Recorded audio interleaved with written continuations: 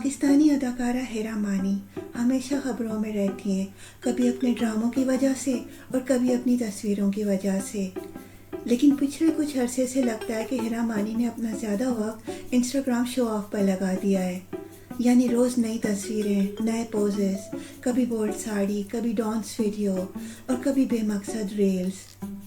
आज भी हेरा मानी ने होटल में ली गई कैजुअल तस्वीरें और रील्स पोस्ट की, मगर सोशल मीडिया सार्फिन ने एक बार फिर दिल खोलकर तनकीद की। किसी ने कहा इन्हें इलाज की ज़रूरत है, एक और ने तंज़िया कहा डॉक्टर्स क्या कहते हैं। किसी ने कहा एक ही बात है, जितनी शोहरत उतना शो ऑफ।